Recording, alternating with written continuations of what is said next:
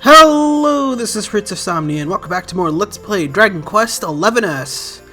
Something I've always wanted to show off is that if you sign out of the game and come back, you get a "Here's what happened so far" little pop-up at the beginning of the game, which shows you a little bit about the events that were going on when you recently signed off, kind of to remind you what you were doing in the game.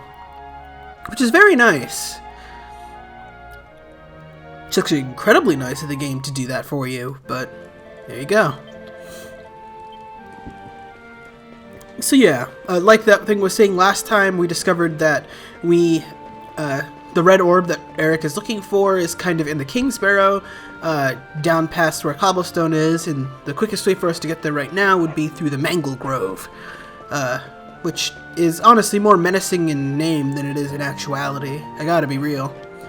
Before we do that though, I want to show off there's a treasure that we could have gotten a little bit earlier, but I neglected to do so. We're going to climb up this tower again. You couldn't have just done this when we were trying to find Ruby, because there was an NPC that would be blocking this direction, but they're gone now, now that we've done everything we need to do here in downtown, so we'll be able to make our way around over this way. Path is basically just a straight shot. You just want to look out for interactable locations whenever you can.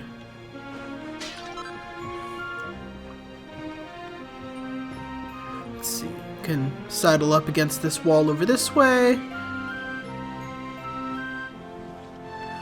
Here we go, and then across this rope bridge. You can't dash when you're taking these special sort of movement actions, by the way, so keep that in mind. It's about to get even wilder here because we're going to crawl. But fortunately the game doesn't make us do that all out. Okay, let's see. We're almost there. Just going to pick this up while we're still here. And if we go all the way to the end of this long and winding road, we get a treasure chest containing boxer shorts. Yup. All that for a pair of boxers. So yeah, I showed that off so that you don't have to go that way. So don't. That was my gift to you. See, I think there's also something in here that I did not pick up.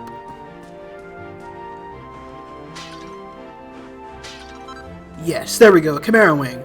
It basically lets you return to towns that you've previously visited on your adventure. But it's a consumable item. You can buy them in item shops, though.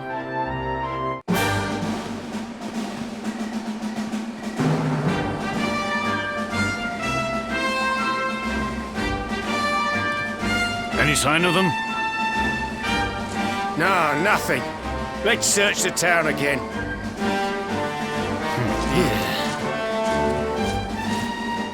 Look at all those lights. They're pretty keen to find us, huh? We'd better steer clear of Heliodor until the heat dies down. All right, through the Manglegrove and onto Cobblestone. Let's do this.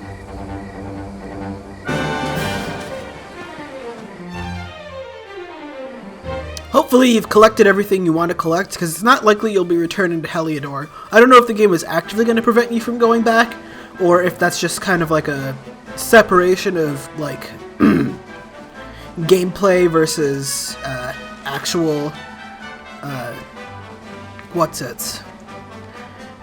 separation of gameplay versus plot.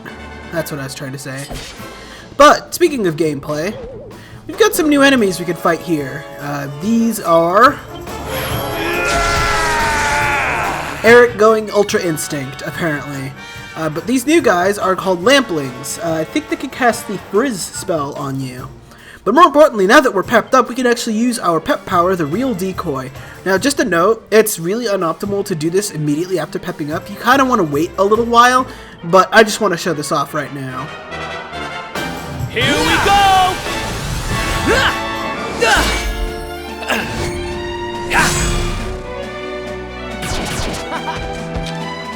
There we go. Nice. That's a lot of damage.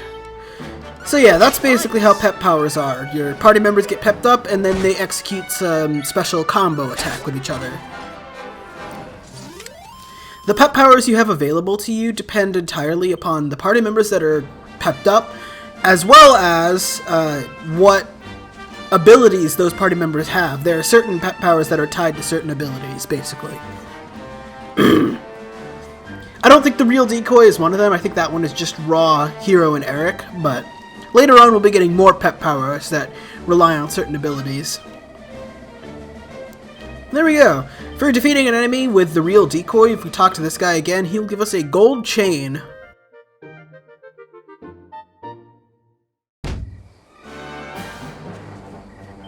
Let's see, let's slap that onto someone. Probably over... how much better is it for defense? Ooh, quite a bit. Yeah, I'll just put that on. I don't think Erik can actually equip Gemma's Charm, which, like, that makes sense, but it kind of sucks either way. Alright, we can't actually jump down that way. Nope. Game said no. Alright, yeah. I wanted to show that off because I kind of just remembered we haven't actually finished that quest off. Let me mark that on my quest list real quick. Takes two to tango. There we go. And yeah, alright. We won't be having another quest for quite a while actually now. So, that's good.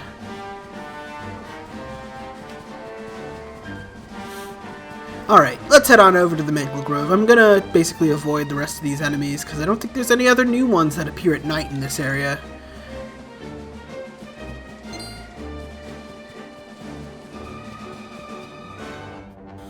And here we are at the Manglegrove, and it's raining. Good. Actually, that is good, because that means there's a certain enemy I could show off. So over here we've got a roving emporium that we can access. They've got a couple new things for us, like this copper chopper and this boomerang that we could buy, but again, I'm going to hold off with it. Same as the armor, I'm going to hold off on getting new armor too. Let's see. What enemies can we see today? Like this guy. A blubber slime. Now these guys are actually quite dangerous because their normal attacks can actually inflict the poison status ailment on you. Basically, in battle, it does damage over time. Quite a bit of it actually, so you want to watch out for that. Another one? Let's see, another new-ish enemy here. These guys are the same smog enemies as before, but I think they're more likely to use their flaming breath attack, which can hit all party members for quite a bit of damage. But other than that, 2 physical attacks or 2 castings of Frizz should deal with them. Nice. Same as usual. 2 skill points. I don't think we can actually get a new skill for him though. I think the next one requires 6. Let's see. What's the next knife skill? Yeah, it requires 6. So we'll get that in a little while. It'd be nice to have Sleeper hit soon, but we'll work on it. We'll work on it. Let's see. Oh yeah, there is a building there, but there's nothing we can really do about that now. Bubble slimes, they only appear in this area if it's raining. Like, they only appear in the Mangrove while it's raining, is what I mean to say. Other than that, they won't show up. There's another enemy here that'll only appear if the skies are clear, though, so keep that in mind. These guys are not those enemies. Let's see, 2 new enemies here. We've got the Lips and the Fungools. The Fungools can put multiple party members to sleep with their sweet breath, so we want to take them out real quick. The Lips can make you lose a turn by licking you. I wasn't kidding. It's disgusting. Especially the sound effect they gave it. I do not appreciate that at all, Square. I do not like that sound effect. It makes me uncomfortable. Let's see. It's not a new enemy, but there is something over here that I want to investigate. Look at this cow over here. If we talk to this cow, he'll tell us what the weather is like. For some reason. Much less the fact that it talks. So yeah, these guys are called weather cows. They tell you the weather. I don't know what you were expecting. But yeah, that last battle kind of kicked my ass. Both my party members got poisoned, so I'm going to use I'm going to use an antidotal herb, and I guess we'll just kind of have to live with our suffering. And we also got our Seed of Deafness, which I've been meaning to give to Erik, which just kind of haven't yet. There we go. Still keep the Seed of Agility and the other seeds for later. Ow. Yeah, we'll occasionally take field poison damage for this, but that should be mostly okay. We've got a campsite right here, so that'll help us out. Look at that! A campsite! And just when we needed one. Still a fair way to cobblestone. Let's rest up for the night.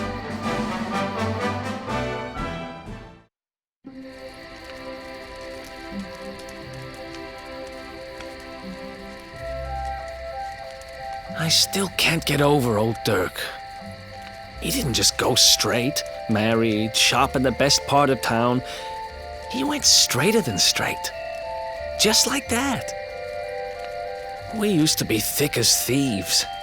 Literally. We'd travel the world, always on the hunt for loot. Those were the days. Oh, speaking of which, I just thought of something we acquired back then that might come in handy. Yeah, I've decided. I'm giving it to you. You'll love it. We sure did when we got our hands on it. Behold, the fun-size forge. Pop a few raw materials on top, bash 'em with the porta-pounder, and Bob's your uncle. New equipment. And I'm not just talking steel swords and the like. Wooden boomerangs, a natty new jerkin. You name it, this thing can make it. Sweating over a hot forge was never exactly my style. But I have a feeling you'll get more use out of it than I ever did. You can't just go smashing stuff together willy-nilly, though. You'll need the recipe for the piece of equipment you want to make. Here's a little something to get you started. You should strike while the iron's hot.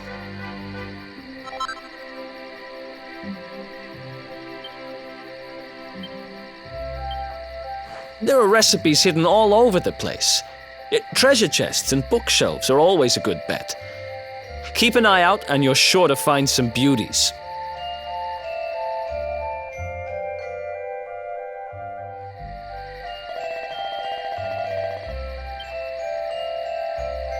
Alright, well, this is the fun-sized forge, which lets us create equipment. This is the use for those materials we've kind of been collecting here and there.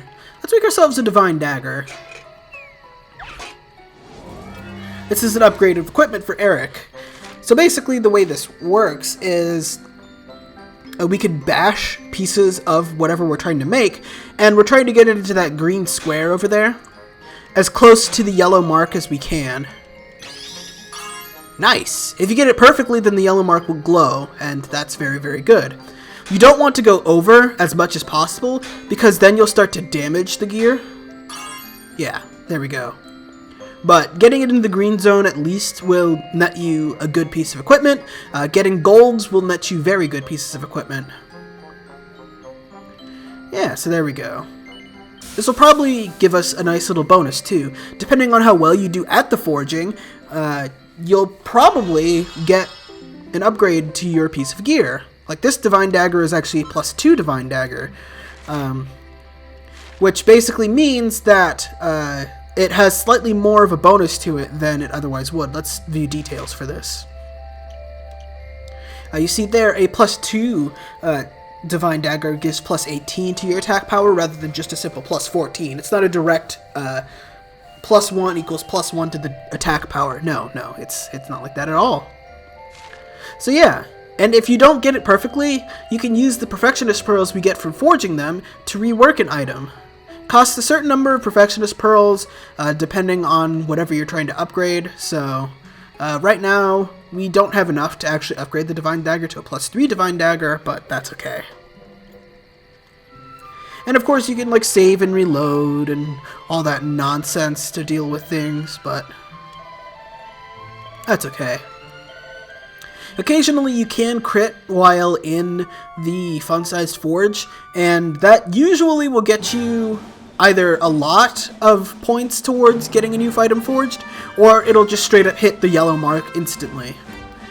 Other than that, I don't think there's a really great deterministic way to like get a perfect yellow mark every time. I just kind of hit it until I get somewhere, honestly, but maybe that's just me. Maybe there is a way, and I just don't know it. But in this chest over here, we've got a recipe book for scale shields and a suit of scale armor. This is why I told you not to buy any armor for Loto, because we're just going to make it. You should have enough scale stuff for it, but yeah. Now, you can access the Fun-Sized Forged anytime you're at camp in the PS4 version, and I think this is exclusive to the Switch version.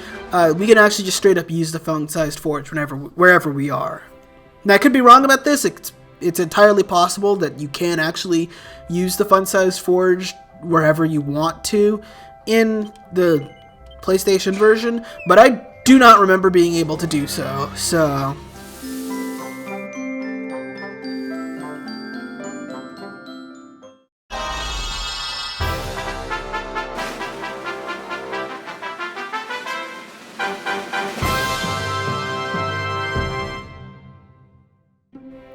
Well, that's excellent. So yeah, let's also forge the scale armor too. It's generally a good idea to see what you can forge whenever you get new recipes and see if it might end up being better for you than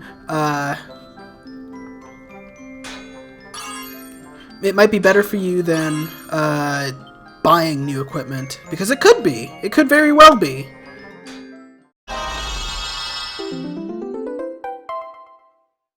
Oh, it's +1. That's more than I expected, honestly. But yeah, it's a good idea to see what you can forge and see what you can upgrade when you get some new stuff. So, that's very nice. You don't have to do this. You can instead simply just buy whatever equipment is good for you, and you'll get away with it just fine. But it's good to have some new duds. Now we've got 45 defense on Loto over there, which is pretty sweet. Alright. Let's see, how are we on time? Yeah, we don't quite have that much time left. So I'm gonna say that that's gonna be it for this episode. Next time on Let's Play Dragon Quest XI's, we'll continue on through the Manglegrove and see what's up. For some reason, we're being directed over to this little route over here, and I'm not sure why. Well, I guess it's because the bridge is out and we don't really have anywhere better to go, huh? I wonder if Erik will say anything about this. Okay, there you go. But yeah, we'll see how to fix that bridge in the next episode. See you guys then!